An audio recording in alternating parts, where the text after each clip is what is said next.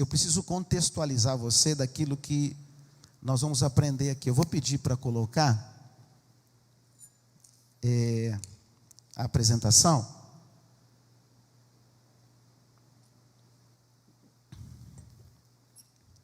Jesus aqui, ele veio para estabelecer uma nova forma de nos relacionarmos com Deus. E ali ele estava ensinando, e todos já ouviram sobre essas 3 parábolas, eu vou falar um pouquinho delas. Mas antes de Jesus falar das 3 parábolas, ele parou um pouquinho e fez uma reflexão. 4 tipos de pessoas que estavam diante dele para ouvi-lo. Vamos ver quem são? Todos os, o que está escrito aqui? Publicanos e estavam se reunindo para o quê? Mas tem mais 2 tipos aqui: fariseus e os escribas, ou mestres da lei. Este homem recebe pecadores. Então é muito importante. A palavra de Deus, ela era, e vai ser eternamente sempre útil. A Bíblia continua sendo o maior best-seller do mundo. Os fundamentos bíblicos, eles são base e referência para tudo quanto é estudo, tanto de ciência quanto de estudos até o dia de hoje. Então ele está dizendo o seguinte: olha, normalmente eu estou falando, tem 4 tipos de pessoas: os publicanos e pecadores. Os publicanos e pecadores, os publicanos eram os que eram cobradores de impostos. Então, eles reconheciam: eu sou pecador mesmo, eu sou pecador, reconheço a minha limitação, sei que sem Deus eu não vou conseguir, então eu preciso ouvi-lo, eu preciso estar atento, eu preciso me esforçar para ouvir, aprender e aplicar. E existem 2 outros tipos de pessoas. Os fariseus eram aqueles religiosos, os cumpridores da lei também, mas da lei da igreja. Eram aqueles que queriam orar, mas orar em público para todo mundo ver. Orar em secreto ninguém vê, não é legal. Então, o fariseu era aquele que queria mostrar que os seus atos religiosos o faziam ser alguém diante de Deus. E os escribas, ou os mestres da lei, aqueles que estudavam os pergaminhos, estudavam a palavra, conheciam a Torá, conheciam o Pentateuco, conheciam tudo das escrituras. Então, por eles conhecerem a Bíblia, ou por eles conhecerem os ensinamentos de Deus, então eles se achavam. Então tinha 2 pessoas, uma que era baseada em atitudes religiosas e outro que era conhecedor das escrituras. Eles se posicionavam como o quê, gente? Como crítico. Esses já sabiam o suficiente e sempre tinham dentro de si resistência. E toda vez que o mestre estava falando, dentro deles nascia algo de resistir, de querer ficar entendendo de forma lógica e analítica, queriam compreender, mas eles, tadinho deles, tadinho de nós não conseguimos ver muito dentro da pessoa, nós conseguimos ver somente fora, tanto que eles ficaram incomodados por uma atitude exterior. Ele falou: como é que pode, eles dizendo que Deus é santo, tudo isso aí, ele anda com pecador, ele anda com essa turma toda aí, como é que pode? Então, através disso, começava uma luta interior. Jesus, quando ele veio aqui, ele ensinou esses fundamentos, mas depois ele pôde viver com estas pessoas aí. Ele foi crucificado, morreu como homem, mas o que aconteceu no 3º dia? Cumpriu aquilo que ele queria? Cumpriu ou não? Ele ressuscitou, ascendeu aos céus. E a partir dali, até o dia de Pentecostes, ele havia dito que ele ia enviar o Espírito Santo Consolador. E o Espírito Santo Consolador, a partir daquela nova forma de comunhão, nova forma de se relacionar, a partir daí o Espírito Santo de Deus iria habitar onde? Dentro. nós. A partir daí, o Espírito Santo de Deus, ele começa a desenvolver dentro de nós algo muito especial e muito profundo. Vem comigo, vem comigo. Essas 3 palavras estão no livro de Lucas. Eu não vou lê-las em função do tempo, mas eu quero compartilhar com vocês 3 versículos, que são versículos que concluem o raciocínio que Jesus Cristo estava querendo ensinar aos publicanos, pecadores, fariseus e escribas. Ele estava querendo falar com todo o público dele 3 conceitos, 3 fundamentos que vão fazer a diferença na nossa comunhão com Deus. Se você quer se relacionar com Deus como os fariseus, você vai chegar assim: Deus, eu não estou entendendo porque isso está acontecendo comigo, porque eu jejuo, eu dizimo, eu vou aos domingos na igreja, frequento até o PG, faço isso, faço aquilo, e eu não estou entendendo por que o Senhor não está me abençoando, por que eu estou passando por essa situação tão complicada na minha vida, se eu entreguei a minha vida ao Senhor há tantos anos, e até agora, algumas coisas que precisavam acontecer, ou algumas coisas que estão acontecendo na minha vida, eu não merecia, Senhor, porque eu faço isso, eu faço aquilo, eu me dou para o Senhor. Esse é o pensamento do fariseu. E o pensamento do escriba. O escriba, ele vai pensar muito parecido com o fariseu, e ele vai usar sempre a palavra para analisar o que está acontecendo no teu exterior, e como ele não tem esse poder, ele não vai conseguir entender o que está passando no seu interior. Agora tem dois tipos de pessoas. É o seguinte: olha, eu preciso estar atento com Deus, porque eu reconheço as minhas limitações, eu reconheço as minhas fraquezas, sei que Deus me ama, sei que Deus me escolheu, mas eu sozinho não consigo se não for através dele. E essas dois tipos de pensamento é que fazem o conjunto dessas pessoas. E a pergunta que eu te faço é: qual é o tipo, ou o que tem que acontecer dentro de nós, para que eu possa ter um tipo de relacionamento com Deus que agrada a Deus? Desses 2 tipos aqui, o publicano e o fariseu, o publicano e o pecador, e o fariseu e o mestre da lei, qual destes sentimentos aqui, ou qual desta alma agrada mais a Deus? Qual desta alma agrada mais a Deus? O que quer se comparar com Deus pelos seus esforços, ou aquele que fala: olha, eu realmente preciso de Deus? Qual que agrada mais a Deus? Hein, gente? Quero te ouvir aí. Qual que agrada mais a Deus? O publicano e pecador? Mas o publicano e o pecador é aquele que externamente é o que mais comete o quê? É o que mais comete pecado, e o outro que é mais correto. Então vamos entender a diferença, até para você não ficar querendo medir a santidade das pessoas sem a espiritualidade, ou sem a verdade, ou sem a revelação completa do Senhor. Amém? A Bíblia sempre chama a atenção nossa assim, quem está em pé, o que tem que fazer? Quem está em pé tem que fazer o que, gente?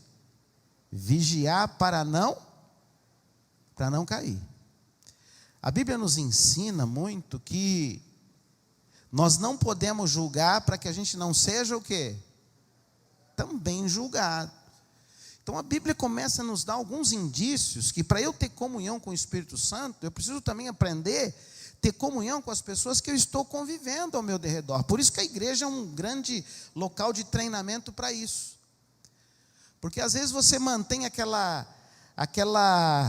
como é que eu diria? Aquela tolerância aparente, aquela aquele bom grado educacional, mas dentro de você, muitas vezes você está morrendo de raiva, morrendo de inveja, morrendo de ciúme, incomodado internamente, e acho que aquilo é normal. Então eu preciso entender que com Deus a gente não consegue brincar. De Deus não dá para zombar. Aquilo que você semear, você vai o quê? Aquilo que você semear no reino de Deus, você colhe ou não colhe? Você vai colher. Então vamos aprender o seguinte. É uma coisa muito simples, mas é importante. Você está aqui comigo, ó. As 3 histórias, ou as 3 parábolas que o Senhor conta é a ovelha perdida, a dracma perdida e o filho pródigo. Eu creio que muitos aqui já ouviram falar disso, que eram 100 ovelhas, não é isso? As 99 estavam ali e uma aconteceu o que com ela? Se perdeu. Aí ele está querendo dizer o seguinte: o que o pastor fez? Ele deixou as 99 e foi buscar aquela uma perdida. Mas olha a conclusão que ele chega, ó. Eu digo que, da mesma forma, haverá mais alegria no céu, por quem, gente?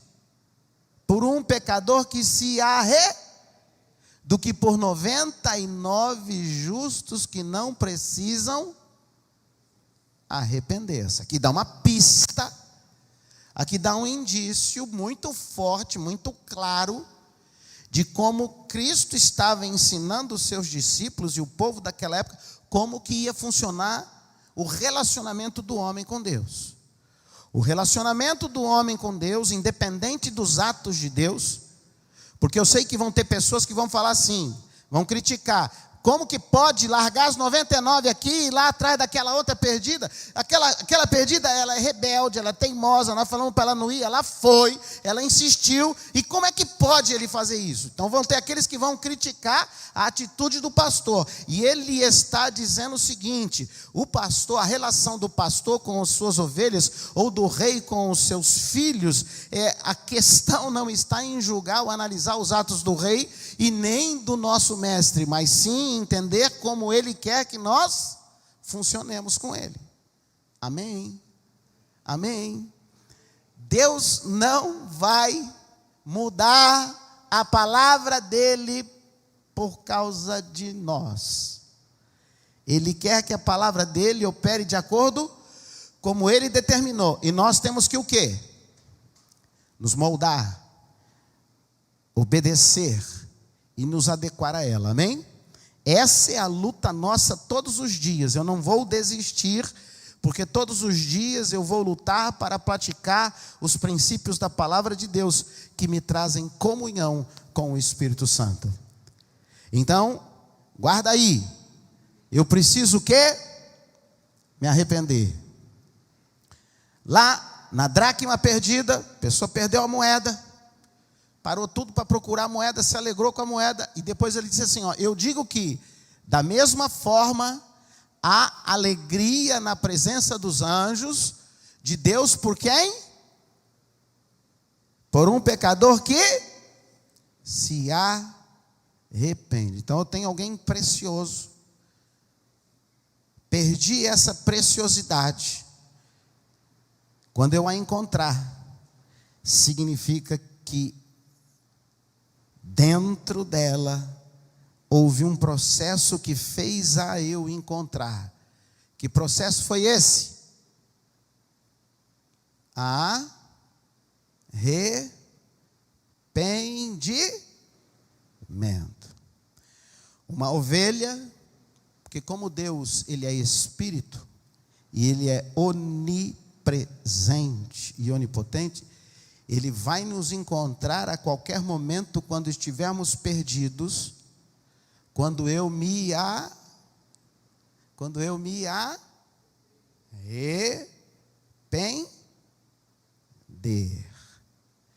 Ele é onipresente e onisciente, sim ou não? Ele sabe todas as coisas. Agora vem cá, às vezes a gente está em situação que a gente está perdido ou não está? A gente fica perdido ou não fica? A gente não sabe nem quem está falando com a gente. É de Deus, é o diabo, é o inferno, é o céu. a coisa está virada de ponta cabeça. Você não consegue entender quem é, você não consegue discernir a voz. Mas se o que eu tenho que fazer mesmo? Me arrepender. O que vai acontecer no mundo espiritual? O Espírito Santo de Deus vai me encontrar. A outra parábola, ela tão importante quanto as outras, mas ela vai até um pouquinho mais além. A outra parábola do filho pródigo, vocês conhecem a história do filho pródigo, sim ou não? Então ele estava lá, pai rico, ele era herdeiro, e aí um deles falou: estou cansado, meu pai é rico e fica aí, não desfruta dessa riqueza, do conforto dessa vida, quer saber? Eu vou pedir para ele da minha parte, e eu vou viver minha vida. Eu não vou ficar debaixo desse jugo, dessas regras, dessa forma de trabalho, não. Eu vou, cair no mundo. E assim ele fez. O pai deu para ele essa oportunidade, dessa escolha. Vá, meu filho. Foi, e vocês conhecem a história, que ele acabou perdendo tudo, saciou tudo quanto é desejo da carne, fez aquilo que ele entendia que era o certo fazer, até o dia que faltou os recursos, faltou alegria, faltou ânimo, faltou disposição, faltou alimento, faltou tudo. E aí o que ele fez, gente? O que ele fez? Vamos ver? Ele se arrependeu, ele tomou uma decisão e falou: quer saber, eu vou voltar para o meu pai, agora nem filho mais eu quero ser, só ser empregado dele lá já está bom, porque os empregados dele comem, os empregados dele vivem bem, não preciso nem ser filho, perco até a condição de filho, mas eu preciso estar debaixo da bênção do meu pai. E aí, o pai surpreendeu ele ou não? Quantas vezes você chega diante de Deus e fala: Senhor, eu não mereço, eu não quero, eu não preciso, não sei o que, não sei o que. E o Senhor fala: mas espera um pouquinho, você é filho meu, você é um príncipe, você é uma princesa do reino, vem aqui, você está sentado nas regiões celestiais, vem aqui que nós vamos fazer um banquete para você, porque Deus sempre tem o melhor para os seus, independente das decisões que a gente tomou, independente das situações, precisa acontecer sempre uma coisa. Olha só no versículo 32 de Lucas 15, diz aqui: mas nós tínhamos que celebrar a volta deste seu irmão e alegrar-nos, porque ele estava o quê? Morto e voltou à vida. Ele estava perdido e foi achado. Por quê? Aqui torno a dizer, aqui Jesus está nos ensinando a forma de como nós podemos tocar o coração de Deus. E quando eu estou perdido, ou quando eu tenho algo perdido valioso, ou quando eu, mesmo que tomei decisões erradas e tive mais perda do que ganho, nós precisamos entender e compreender que Deus vai ter sempre solução para todas estas situações, se eu me, o quê? Vamos lá. Vocês jantaram? Vocês vão jantar? Enche o pulmão aí. E eu vou falar até 3 e vocês vão falar a palavra certa aí. Nós só vamos tocar o coração de Deus quando nós nos o quê? Arrependermos. Todas as vezes que eu me arrepender, eu vou tocar o coração de Deus. Se eu estiver perdido, o que vai acontecer? Eu vou ser encontrado. Se eu tiver alguma coisa de valor perdida, ela vai ser o quê? Resgatada e encontrada. E mesmo se eu, por causa das minhas decisões erradas, houve perdas, houve estragos, não tem problema. Quando eu me arrependo, Deus vem e o que Ele faz? Ele me abençoa. Só que agora, eu quero que você venha comigo aqui, ó. Vem comigo, porque é importante você entender isso. Vem comigo, porque você precisa entender o que passa dentro de você. Porque Deus vai se relacionar com você de acordo com aquilo que está acontecendo o quê? Dentro ou fora de você? do que está acontecendo dentro de você. Então vamos lá. Eu vou ler aqui com você, ó. O que vai tocar o coração de Deus? Tem duas coisas que acontecem em nós quando a gente comete erros, ou quando a gente falha, ou quando a gente erra, ou quando a gente peca, ou quando a gente altera. Então tem duas coisas que acontecem. Uma é o arrependimento e a outra, remorso. Então eu preciso ter maturidade, eu preciso deixar de ser infantil, eu preciso deixar de ser criança, e eu preciso começar a entender como eu amadureço para me relacionar com Deus.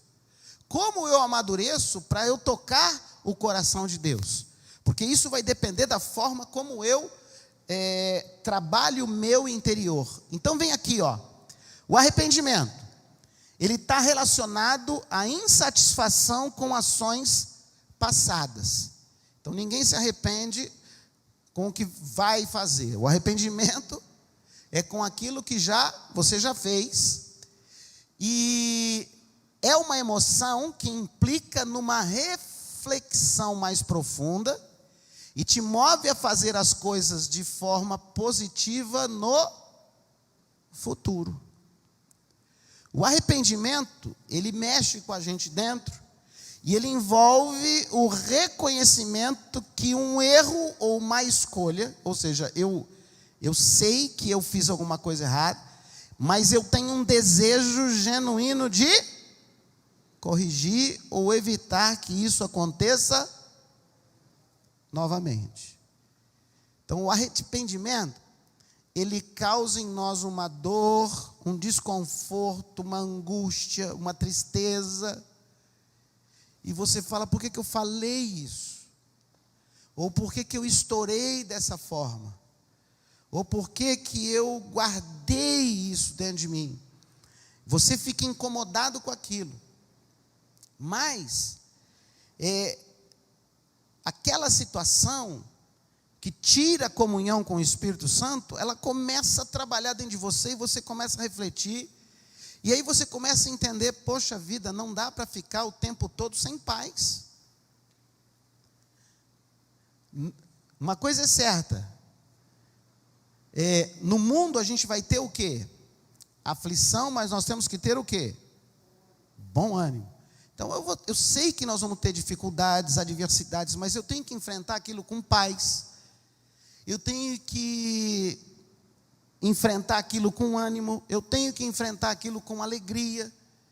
Eu, independente das situações externas que acontecem, eu preciso manter um estado de espírito sempre feliz, sempre animado, porque quando eu estou em comunhão com o Espírito Santo, a minha fé, a minha esperança e o meu amor são os dons, são os sentimentos principais para me manter alegre e em paz. Então, a pessoa, quando ela está no processo de arrependimento, ela é movida e provocada a dizer o seguinte: eu vou ter uma atitude que muda o meu futuro. Eu não vou me conformar desse jeito. Eu não vou me entregar a essa situação. Eu vou mudar. E quando isso acontece no mundo espiritual, isso está acontecendo no teu processo interior, certo? Quem vai encontrar você e que habita em você? Quem vai encontrar você e que habita em você? Instantaneamente entra a ação do Espírito Santo de Deus em teu favor. E a primeira coisa que você vai ter, qual é? Você vai ficar agitado ou vai ficar em paz? Você vai ficar inquieto ou você vai se aquietar? Você vai se aquietar e daqui a pouco você começa a ouvir aquela voz gostosa de um pai que se alegra em encontrar o filho. E ele diz assim: aquietai-vos e sabeis que eu continuo sendo o seu Deus. Eu estou com você. Por onde você for, eu vou junto com você. E aonde você estiver, vou estar também com você. E aí, em vez de o pânico, em vez do, de um monte de turbulência te encontrar, quem é que te encontra? A paz de Deus, que excede todo o entendimento, começa a guardar a tua alma, começa a guardar teu coração, a tua mente em quem? Em Cristo. Beleza? Então, para eu ter comunhão profunda com Deus, para eu ter a ação de Deus na minha vida, não adianta eu viver com fatores exteriores, não adianta eu viver com coisas justificativas. Eu preciso o que mesmo, gente? Me arrepender. E o arrependimento é algo que me incomoda, que me traz um desconforto, mas eu não me conformo com aquela situação, porque eu quero mudar minhas atitudes para que o meu futuro seja melhor. E o remorso? Quando a gente sente remorso, inicialmente é o mesmo sentimento, é a mesma coisa que acontece quando a gente se arrepende. Então o remorso é assim, ó. O remorso é uma emoção negativa que você sente quando se arrepende profundamente. Então, quando você se arrepende, você tem aquela dor, você se sente mal. Só que tem o sentimento que você fez algo errado, prejudicial ou até moralmente questionável. E a pessoa que sente o remorso, o foco principal do remorso está onde? Na dor emocional que você sente devido às consequências das suas ações. Ou seja, a pessoa sabe que errou, sabe que não devia ter feito aquilo, mas ela para aí. Ela não avança mais, fiz mesmo. A pessoa arrependida, ela pode estar perdida e ela pode até não ter força interior sozinha para pedir perdão ou liberar perdão. Às vezes a pessoa está tão magoada, tão entristecida, com um monte de razão, e ela não consegue liberar perdão. E se ela continuar na área dentro dela só do remorso, ela vai continuar com aquilo um dia, 3 dias, uma semana, 1 ano, 10 anos, 20 anos, 30 anos, e ela não vai conseguir ser encontrada, porque está faltando o quê? Está faltando o quê? O que te destrava? O que faz com que você seja revelado na presença de Deus? O que faz com que Deus te encontre, ou Deus te dê aquilo de valor, ou que Deus te resgate? É quando eu me E o arrependimento é assim: Deus, eu tenho todos os motivos do mundo para sentir ira dessa pessoa. Eu tenho todos os motivos do mundo para sentir ódio, raiva dessa situação. Eu tenho todos os motivos do mundo. Eu acho que eu fui injustiçado ou injustiçada. Eu acho que fui perseguido ou perseguida. Ou, enfim, não tem problema. Todavia, eu tenho o Senhor como meu Deus. E a tua palavra diz que, se eu for cheio do teu amor, se eu for cheio da tua graça, eu, através de ti, vou conseguir vencer essa situação. Então, por amor à tua palavra, por amor a ti, Senhor, vem sobre mim. E sabe o que vai acontecer, queridos? O Senhor vai te encontrar ou não? O Senhor vai te achar ou não? Ele vai te achar, não tem como Ele não te achar. Por quê? Você se arrependeu. Então, se nós não entendermos isso, meu irmão, a tua força vai ser pequena lá no dia da batalha, lá no dia da angústia, lá no dia das adversidades que você tem que enfrentar. A tua força vai ser pequena, porque você quer ir com a tua razão, com as tuas justificativas, com os teus destemperos, com tudo aquilo que você entende que é justo para você. Mas não faz sentido para o ponto de vista do reino de Deus. Beleza? Estão entendendo aí ou não? Estão entendendo aí ou não? Então vamos lá. Você quer ou não viver em comunhão com o Espírito Santo? Você está passando situações bem difíceis aí? que você não tem, você não consegue ver saída, você está perdido? Será que você está vivendo situações aí que você não consegue ver que tem recurso e esse recurso pode vir? Ou será que você concebeu que você fez tanta arte na vida, errou tanto, pisou tanto na bola, que você acha que não é mais merecedor das bênçãos de Deus? Então eu quero que você entenda que Deus te chamou aqui para ouvir essa palavra, para que você saiba que Ele quer te achar, Ele quer te dar direção, Ele quer te encontrar, e Ele quer fazer com que a tua vida possa ser uma vida muito diferente da qual você muitas vezes pensa. Deus te trouxe aqui porque Ele quer dizer o seguinte: vamos mudar de patamar ou não vamos? Vamos parar de ser criança? Vamos crescer junto? Para eu crescer no mundo espiritual, não preciso ter teologia. Para eu crescer no mundo espiritual, não preciso ser mestre em alguma coisa, nem ser pastor. Para crescer no mundo espiritual, eu preciso aprender e entender que o meu Deus me ama, Ele não desiste de mim de forma alguma. Sempre que eu o buscar, Ele sempre vai estar com os braços estendidos, mas eu preciso entender e compreender que Ele é rei, e o rei coordena, e Ele sonha, e Ele planeja, e eu vou debaixo dessa graça, e os planos de Deus sempre vão ser melhores do que os meus próprios planos. Os planos de Deus para a tua vida são muito maiores do que aqueles a qual você tem sonhado até hoje. Deus, Ele quer nos levar a situações que você possa ter muito mais do que você imagina ter. Ele quer te colocar em lugares que você nunca imaginou, para te surpreender que Ele continua sendo o teu Deus. E tem uma coisa: não importa a tua idade, não importa quanto tempo você tem de vida, não importa as situações que você perdeu, não importa, porque Deus não tem esse negócio de tempo analógico. Deus quer que você se revele a Ele, se entregue a Ele, e Ele muda a tua história muito rapidamente. Ele faz com que os planos dele se confirmem na sua vida.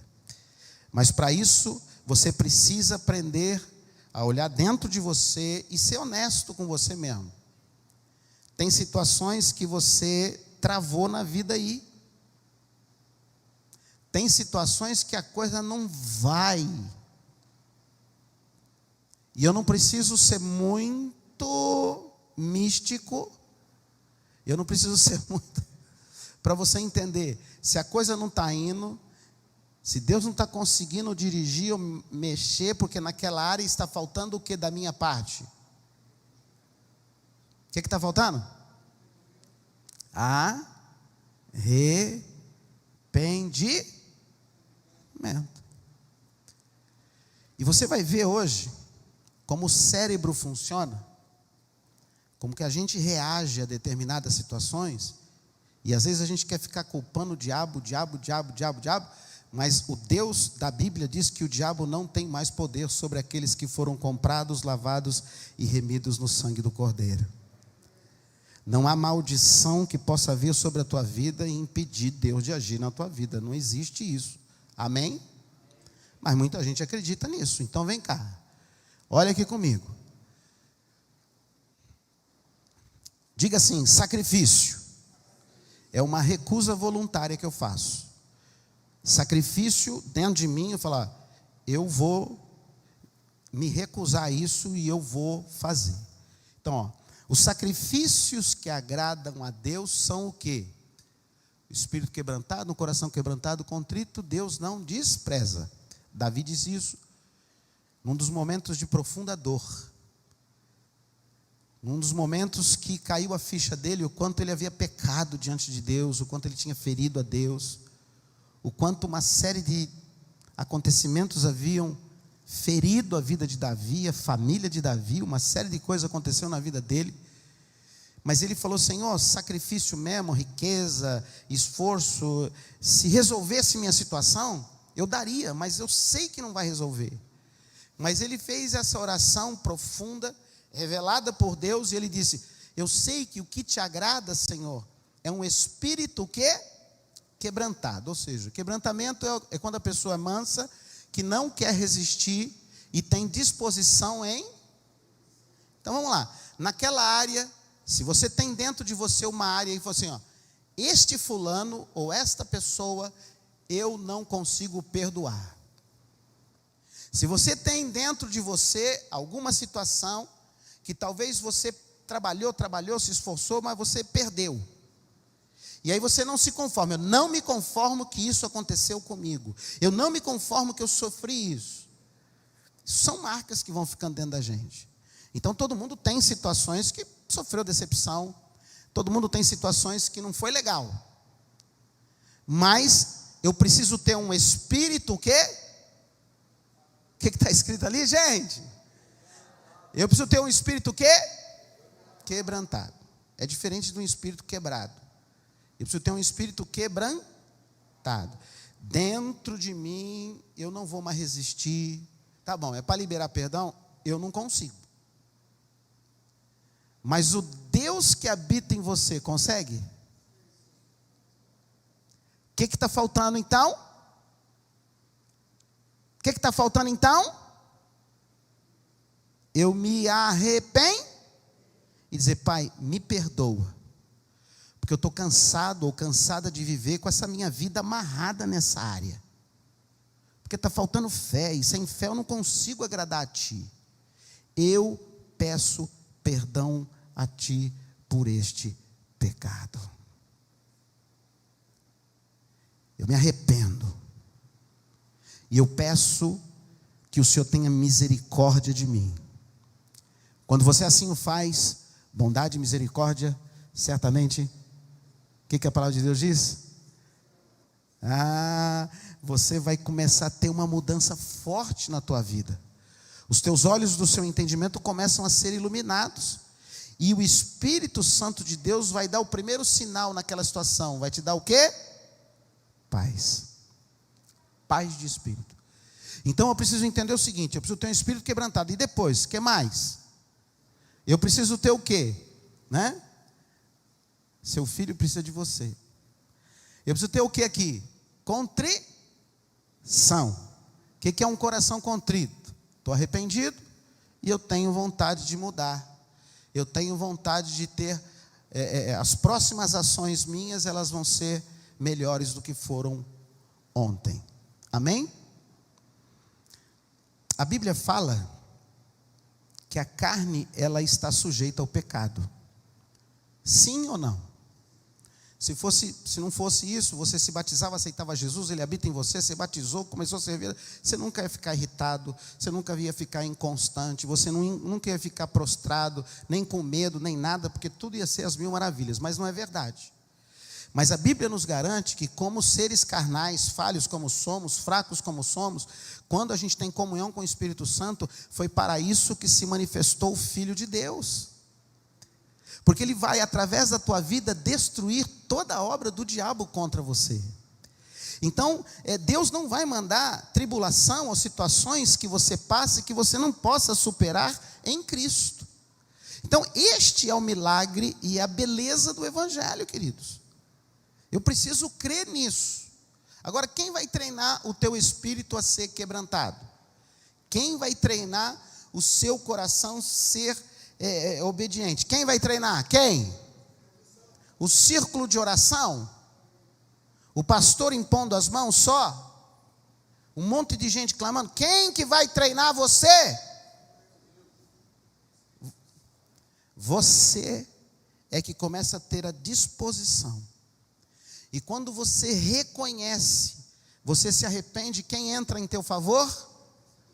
O Espírito Santo. E aí é comunhão. Você e o Pai começam a ser um só. E aí você começa a pelejar e caminhar na ação e no mover de Deus. Agora vem cá. Pois quem conhece os pensamentos do homem a não ser o espírito do homem que nele está? Da mesma forma, ninguém conhece os pensamentos de Deus a não ser o Espírito de Deus. A primeira coisa que eu quero refletir com você é o seguinte: quem conhece os seus pensamentos? Quem conhece os seus pensamentos? Você e Deus. Certo? Olha só o que diz: não se amodem ao padrão deste mundo, mas transformem-se pelo quê? Renovação da sua. Se você não renovar a tua forma de pensar, se você não renovar a tua forma de raciocinar, você não experimenta e comprova a boa, agradável e perfeita vontade de Deus. Mas vem aqui comigo, que é muito importante você entender o seguinte aqui, ó. Olha só, o que está escrito aí? Vamos ler? Pois embora vivamos como homens, não lutamos segundo os padrões humanos. As armas com as quais lutamos não são humanas, ao contrário, são poderosas em Deus para destruir o quê? Fortalezas. Olha só, as armas com as quais lutamos. Quando a Bíblia fala assim, resistir ao diabo e o diabo fugirá de vós, o que ele está falando? O diabo vai fugir do Espírito Santo ou vai fugir de você que está cheio do Espírito Santo? Hein? Aonde que estão os argumentos e as pretensões que se levanta contra o conhecimento de Deus? Aonde que está? Destruímos o quê? Argumentos e pretensão. E o que a gente faz? Todo o quê? O quê? Esse trabalho, ele tem que acontecer aonde? Dentro de você. Será que vocês estão entendendo aqui, gente? Menos religião, menos se achar e mais comunhão com o Espírito Santo de Deus. Muitas vezes nós estamos perecendo ou perdendo ou vivendo a maior parte do nosso tempo que deveria ser de alegria, gozo, prazer e satisfação, está gastando a maior parte do tempo em desânimo, em tristeza, em angústia, em aflição. Queridos, pensa você ter um Deus tão grande como esse. Ele sabe da tua luta, Ele sabe da tua história, Ele acompanha você desde o levantar e o deitar, Ele quer o melhor para a tua vida, mas de repente você começa a trazer muito peso, muito jugo, muito fardo sobre você, e tendo um Deus que quer tornar a tua vida abençoada, feliz, alegre, prazerosa, diferente. Por quê? Porque Ele vai estar com você de vez em quando. Ele vai estar com você o quê? Todos os dias. Será que você pode se alegrar e dar um glória a Deus e dizer, ainda bem que Deus está comigo todos os dias? Mas legal, Deus está com você todos os dias, mas se você não tem comunhão com Ele, quantas pessoas estão debaixo do mesmo teto, vivem como família, mas não sabem o menor significado de o quê? Comunhão. É mais comunhão do que comunhão. É mais atrito, resistência, infinitos remorsos e nada de arrependimento. E quando você não tem esta sintonia, esta comunhão, você não experimenta a bênção e a prosperidade que Deus tem para a tua vida. Você quer ou não quer mudar? Quer ou não quer? Vem aqui, eu vou te dar aqui alguns ensinamentos, e aí eu já vou estar orando por você, mas é assim que funciona o cérebro humano. A cada vez que passa a ciência, a neurociência, ela estuda mais, entende muito mais hoje o cérebro humano do que se entendia anos atrás. E o fato é que a sociedade moderna, ela tem sofrido uma carga muito grande na parte o quê? Cerebral. Dizem os estudiosos de que reis que viveram na sua época não conseguiram chegar em tanta informação num cérebro que uma criança hoje de 5, 6, 7 anos já consegue ter no seu cérebro. De tanta informação e de tanta coisa que chega no cérebro humano. E olha só, as funções do cérebro, elas se desenvolveram e se concentram sempre no instinto da sobrevivência humana. Existem alguns instintos que nós temos naturais, que vêm desde a pré-história, desde que o homem foi construído. E o cérebro, ele sempre foi se desenvolvendo e construindo caminhos, circuitos dentro de cada um, quando você entende que a sua sobrevivência está ameaçada. O que acontece com uma criança quando ela tem fome? O que acontece com a criança que ela tem fome? O instinto dela, ela sabe assim, se eu tiver fome, eu não sobrevivo. Eu preciso alimentar a minha. O que ela começa a fazer? Você entendeu? Cada um vai reagindo e vai criando as suas. Cada um de nós temos a nossa própria história, e desde a infância, para conseguir sobreviver a tudo aquilo que nos ameaça. Tudo aquilo que se sente ameaçado, o sistema liga e dá um instinto. Os estudiosos dizem que quando a pessoa estava, e é importante esse instinto, por isso que Deus fez o homem assim, porque quando ele se sentia ameaçado, ou ele tem um instinto de ir para cima, ou ele tem um instinto de fugir, ou ele tem o instinto de se esconder. Cada um tem o seu jeito diante daquela situação. Mas o fato é que isso vai ficando gravado aonde? No seu cérebro. Então, quando a gente que percebemos, toda ameaça que percebemos durante a vida, sejam de ordem física ou emocional, cria-se circuitos neurais, né, ou padrões mentais, e ficam ali. Mesmo quando estamos na fase adulta, eles ficaram gravados ali no nosso inconsciente. O que eu quero dizer para vocês, queridos? Dentro de nós precisamos aprender a entender como funciona o cérebro humano, porque quando a gente vem e entrega a nossa vida a Cristo, o Espírito Santo de Deus passa a habitar onde? Dentro de nós. Mas por isso que a palavra de Deus assim, tudo começa a ser feito novo na nossa vida. As coisas velhas, ou seja, a forma antiga de pensar, ela é mudada conforme o quê? Agora a palavra de Deus. Então eu preciso começar a desenvolver dentro de mim pensamentos, destruindo argumentos, destruindo pretensões que se levantam contra o conhecimento de Deus, e eu preciso tornar os meus pensamentos obedientes a quem? E eu preciso fazer isso, porque de alguma forma, cada um de nós construiu raciocínios, pensamentos e sentimentos. Por isso que tem pessoas que perdoam com mais facilidade, e tem outras que não perdoam. Tem pessoas que são muito sensíveis em alguma área. Às vezes você fala uma coisa para uma pessoa, ela nem liga. E às vezes você fala a mesma coisa para outra pessoa, ela fica toda magoada, toda ferida, toda entristecida. Por quê? Porque diante de toda a sua história, desde que foi criada, diante das ameaças, diante das situações, diante de tudo aquilo que ela viveu, foi criando nela o quê? Caminhos que diante daquela situação, foi a forma que ela desenvolveu para se defender. Mas eu quero te dizer uma coisa, foi para isso que o Senhor Jesus morreu na cruz, e foi lá, morreu e ressuscitou. Por quê? Porque Ele quer trazer dentro de nós o quê? Uma nova vida.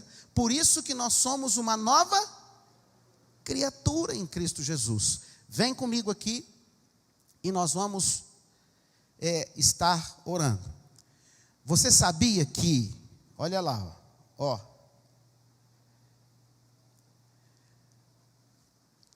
os músculos do cérebro são exercitados quando pensamos? Vem cá, vem aqui. Quem cuida dos seus pensamentos? Quem cuida dos seus pensamentos? O Espírito Santo? Quem cuida dos seus pensamentos? É você. O pensamento, ele exercita os neurônios, que são músculos. É que nem, por exemplo, se eu pegar um pezinho, todo mundo sabe aqueles pezinhos de academia? Se você pegar um pezinho daquele, pastor Góes, e ficar assim, o dia inteiro, sem perceber, o que vai acontecer com esses músculos dessa mão que você está exercitando? Eles vão se enfraquecer ou eles vão se fortalecer? Eles vão se fortalecer. Então, quanto mais pensamento negativo você tem, O que está acontecendo com aqueles músculos? Eles estão fortalecendo que músculos? Os positivos ou os negativos? Os negativos. Então a pessoa que tem remorso, ela só alimenta a força negativa. Ela só reclama da vida, ela só murmura da vida. Por isso que o povo perecia quando murmura. Porque sem perceber, isso é provado hoje cientificamente. Quanto mais eu penso uma coisa, mais eu estou exercendo aquele músculo no meu cérebro e mais força eu estou dando àquele pensamento no meu. Aí você, em um segundo, fala, sai em nome de Jesus. E depois fica 5 horas no dia pensando, não vai dar certo, não vai dar certo, não vai dar certo, não vai dar certo, não vai dar certo. Não vai... O que acontece com a oração que eu falo, Deus vai me dar vitória, e eu saio daqui e falo, perdi? O que acontece com essa oração que eu disse que Deus vai me dar vitória? Ela vai ter efeito no mundo espiritual? Não. Então, queridos, existem caminhos ou circuitos neurais que foram construídos de acordo com seus instintos de sobrevivência. Isso não é nem certo e nem errado, isso é você. Cada um tem as suas experiências da sua vida. Quanto mais você pensa determinadas coisas, mais fortalecido ficará aquele caminho, aquele circuito. Quanto mais você pensar, mais você vai dar lugar a ele. Nós podemos, que bênção aqui, nós podemos construir novos caminhos em nosso cérebro, exercitando o quê? Novas formas de pensamentos, e estes músculos começam a ter o quê? Diante dos seus instintos de sobrevivência. Então a fé, por isso que eu não posso perder a fé, a esperança e o amor, porque quando eu abrir a minha boca, mesmo sem sentir, eu começo a dar força para que todo argumento, para que toda pretensão que se levantar dentro de mim contra o meu Deus, eu vou tornar aquele pensamento o quê? Cativo. Ele não vai ficar solto dentro de mim. Aquele pensamento precisa ser coordenado. Foi por isso que o Senhor fala, te chamei para ser cabeça e não cauda. Poxa vida, você não consegue controlar os seus pensamentos, meu irmão. Você não consegue controlar os seus sentimentos. Se você não for fiel a Deus nessas pequenas coisas, como Ele vai te confiar grandes coisas? Estão entendendo aqui?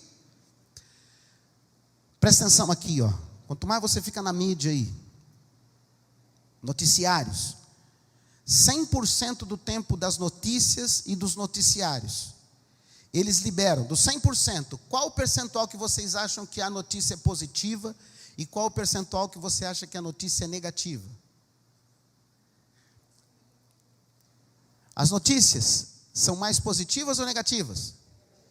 Negativas. E cada vez pior. E aí você recebe aquilo e coloca dentro de você. E você vai alimentando aquelas forças negativas. Aquilo está criando força dentro de você. Involuntariamente, inconscientemente, aquilo está sendo liberado sobre você e está criando força dentro de você.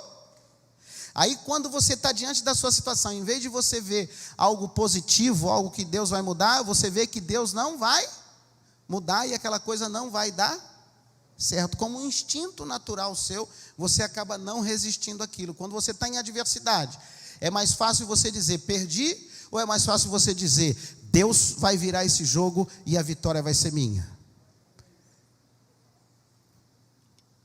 O que você tem feito? O que você tem pensado? O que você tem agido? Porque o seu cérebro está ali, ele está trabalhando. Mas todas as vezes que eu mudo, fique em pé.